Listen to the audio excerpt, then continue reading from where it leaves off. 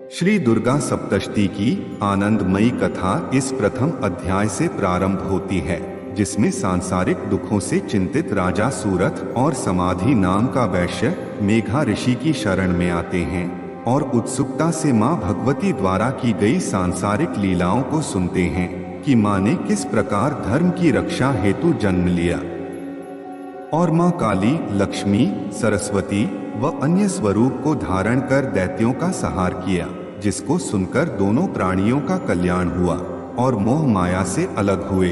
फिर अपने शरीर को मां की इच्छा से कर्म और भक्ति में लगा पाए।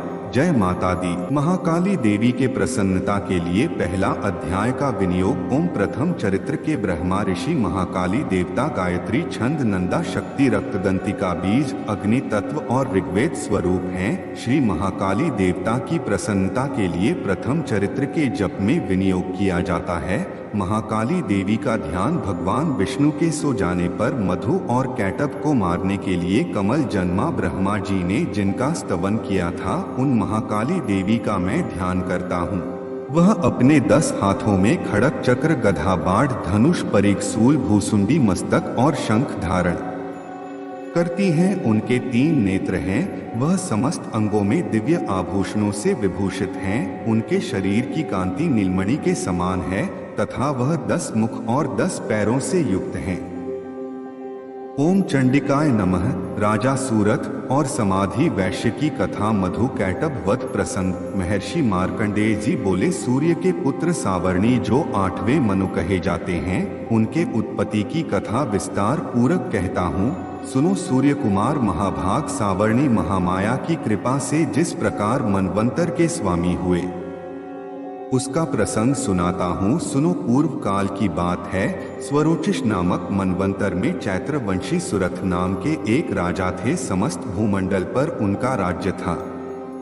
वह प्रजा को अपने पुत्र के भांति धर्म पूर्वक पालन करते थे। फिर भी उस समय कोलाविध्वंशी राजा उनके शत्रु हो गए। राजा सूरथ की दंड नीति बड़ी प्रबल थी। उनका शत्रुओं के साथ संग्राम हुआ। यद्यपि कोलाविध्वंशियों के संख्या में कम होने के पर भी राजा सूरथ युद्ध में उनसे परास्त हो गए। तब वह युद्ध भूमि से अपने नगर में आ गए। केवल अपने देश के राजा होकर राज्य करने लगे। समूची पृथ्वी से उनका अधिकार जाता रहा, किंतु वहां भी उन प्रबल शत्रुओं ने महाभाग राजा सूरथ पर आक्रमण कर दिया। राजा को बलहीन देखकर उसके दुष्ट एवं दुरात्मा मंत्रियों ने राजा की राजकीय सेना और खजाना अपने अधिकार में कर लिया। राजा सूरथ अपने राज्य अधिकार को हार कर शिकार खेलने के बहाने घोड़े पर सवार होकर वहां से अकेले ही एक भयंकर घने वन की ओर चले गए। उस वन में उन्होंने महर्षि मेघा का आश्रम देखा।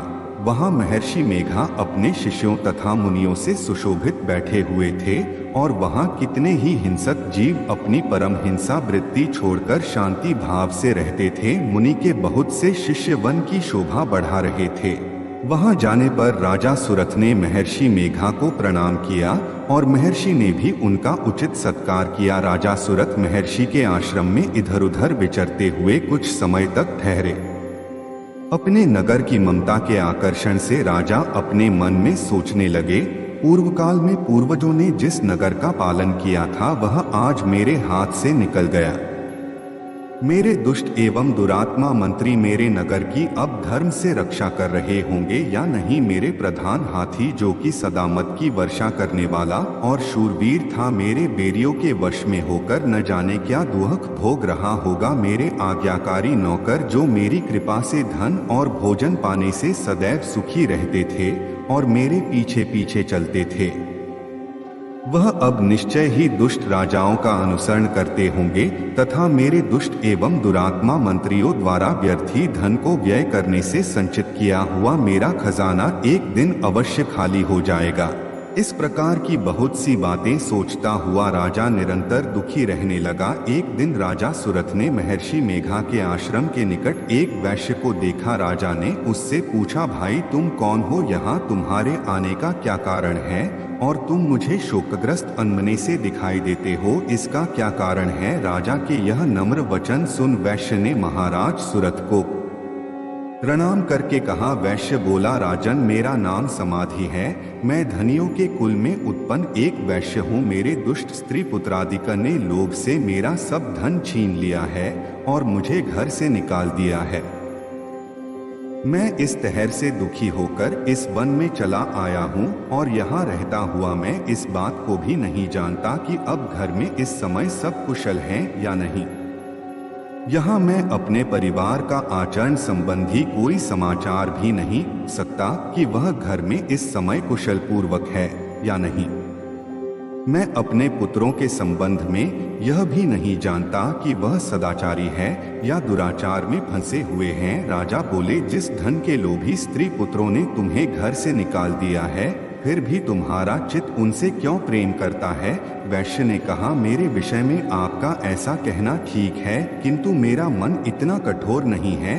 यद्यपि उन्होंने धन के लोभ में पड़कर पितृस्नेह को त्याग कर मुझे घर से निकाल दिया है, तो भी मेरे मन में उनके लिए कठोरता नहीं आती। हे महामते, मेरा मन फिर भी उनमें क्यों फंसा रहता है? इस बात को जानता हुआ भी मैं नहीं जान रहा। मेरा चित्त उनके लिए दुखी है। मैं उनके लिए लंबी लंबी सांसें ले रहा हूँ। उन लोगों में प्रेम नाम तक नहीं है, फिर भी ऐसे स्नेहियों के लिए मेरा हृदय कठोर नहीं होता। महर्षि मार्कंड जी ने कहा, हे ब्राह्मण, इसके पश्चात महाराज सुरथ और वह वैश्य दोनों महर्षि मेघा के समीप गए और उनके साथ यथायोग्य न्याय विनय पूर्वक दोनों ने वार्ता आरंभ की। राजा बोले, हे भगवान, मैं आपसे एक बात पूछना चाहता हूँ, सो आप कृपा करके मुझे बताएं। मेरा मन मेरे अधीन नहीं है, इससे मैं बहुत दुखी हूँ। राज्य धनादिक की चिंता अभी तक मुझे बनी हुई है और मेरी यह ममता अज्ञानियों की तरह बढ़ती जा रही है। और यह समाधि नामक वैश्य भी अपने से अपमानित होकर आया है। इसके स्वजनों ने भी इसे त्याग दिया है। स्वजनों से त्यागा हुआ भी यह उनसे हार्दिक प्रेम रखता है। इस तरह हम दोनों ही दुखी हैं। हे महाभाग, उन लोगों के अवगुणों को देखकर भी हम दोनों के मन में उनके लिए ममता जनित आकर्षण उत्पन्न हो रहा है। हमारे ज्ञान रहते हुए भी ऐसा क्यों है? अज्ञानी मनुष्यों की तरह हम दोनों में यह मूर्खता क्यों है? महर्षि मेघा ने कहा, विषम मार्ग का ज्ञान सब जंतुओं को है। सबके लिए विषय पृथक पृथक होते हैं।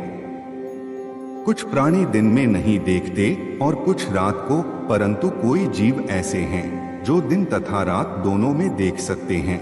यह सत्य है कि मनुष्यों में ज्ञान प्रधान है, किंतु केवल मनुष्य ही ज्ञानी नहीं होता। पशु पक्षी आदि भी ज्ञान रखते हैं। जैसे यह पशु ज्ञानी है, वैसे ही मनुष्यों का ज्ञान है, और जो ज्ञान मनुष्यों में है, वैसे ही पशु पक्षियों में है। तथा अन्य बातें भी दोनों में एक जैसी पाई जाती है। ज्ञान होने पर भी इन पक्षियों की ओर देखो कि अपने भूख से पीड़ित बच्चों की चोंच में कितने प्रेम से अन्न के दाने डालते हैं। हे राजन, ऐसे ही प्रेम मनुष्य में अपनी संतान के प्रति पाया जाता है। लोभ के कारण अपने उपकार का बदला पाने के लिए मनुष्य पुत्रों की इच्छा करते हैं और इस प्रकार मोह के गड्ढे में गिरा करते हैं। भगवान श्रीहरि की जो माया है, उसी से यह संसार मोहित हो रहा है। इससे आश्चर्य की कोई बात नहीं, क्योंकि वह भगवान विष्णु की योग निद्रा है। यह माया ही है जिसके कारण संसार मोह में जकड़ा हुआ है। यही महामाया भगवती देवी ज्ञानियों के चित्त को बलपूर्वक खींचकर मोह में डाल देती है और उसी के द्वारा संपूर्ण जगत की उत्पत्ति होती है। यही भगवती देवी प्रसन्न होकर मनुष्य को मुक्ति प्रदान करती है। यही संसार के बंधन का कारण है तथा संपूर्ण ईश्वरों की भी स्वामिनी है। महाराज सुरथ ने पूछा, भगवान, वह देवी कौन सी है जिसको आप महामाया कहते हैं? हे ब्राह्मण, वह कैसे उत्पन्न हुई और उनका कार्य क्या है? उसका चरित्र कौन कौन से हैं? प्रभु, उनका जैसा प्रभाव हो, जैसा स्वरूप हो, वह सब ही कृपा कर मुझे से कहिए, मैं आपसे सुनना चाहता हूँ। महर्षि मेघा बोले, राजन, वह देवी तो नित्य स्वरूपा है। उनके द्वारा यह संसार रचा गया है, तब भी उसकी उत्पत्ति अनेक प्रकार से होती है।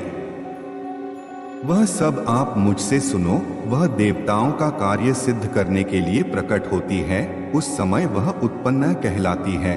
संसार को जलमय करके जब भगवान विष्णु योग निद्रा आश्रय लेकर शेष शैया पर सो रहे थे, तब मधु और कैटभ नाम के दो असुर उनके कानों के मैल से प्रकट हुए और वह श्री ब्रह्मा जी को मारने के लिए तैयार हो गए। श्री ब्रह्मा जी ने जब उन दोनों को अपनी ओर आते देखा और यह भी देखा कि भगवान विष्णु माता योग निद्रा का आश्रय लेकर सो रहे हैं, तो वह उस समय श्री भगवान को जगाने के लिए उनके नेत्रों में निवास करने वाली योग निद्रा की स्तुति करने लगे।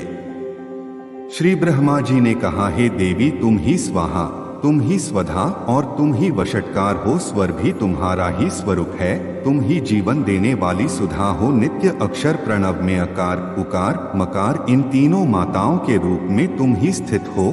इनके अतिरिक्त जो बिंदुपत अर्धमात्रा है, जिसका कि विशेष रूप से उच्चारण नहीं किया जाता है, हे देवी, वह भी तुम ही हो। संध्या, सावित्री तथा परम जननी तुम ही हो। तुम इस विश्व को धारण करने वाली हो। तुमने ही इस जगत की रचना की है और तुम ही इस जगत की पालन करने वाली हो और तुम ही कल्प के अंत में सबको भक्षण करने वाली हो। हे देवी, जगत की उत्पत्ति के समय तुम सृष्टि रूपा होती हो, पालन काल में स्थित रूपा हो और कल्प के अंत में संहार रूप धारण कर लेती हो।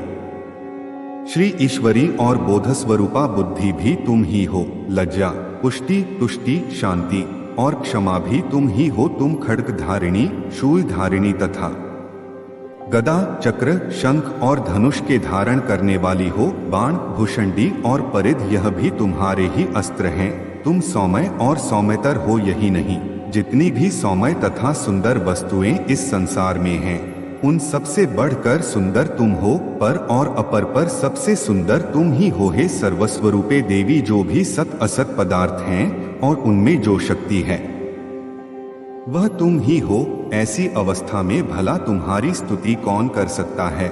इस संसार की सृष्टि, पालन और संहार करने वाले जो भगवान हैं, उनको भी जब तुमने निद्रा के वशीभूत कर दिया है, तो फिर तुम्हारी स्तुति कौन कर सकता है। मुझे और भगवान विष्णु तथा भगवान शंकर को शरीर धारण कराने वाली तुम ही हो। तुम्हारी स्तुति करने की शक्ति किसमें है। हे देवी, तुम तो अपने इन उदार प्रभावों के कारण ही प्रशंसनीय हो। मधु और कैटभ जो कि भयंकर असुर हैं, इन्हें मोह में डाल दो और श्रीहरि भगवान विष्णु को भी जल्दी जगा दो और उनमें इनको मार डालने की बुद्धि भी उत्पन्न कर दो।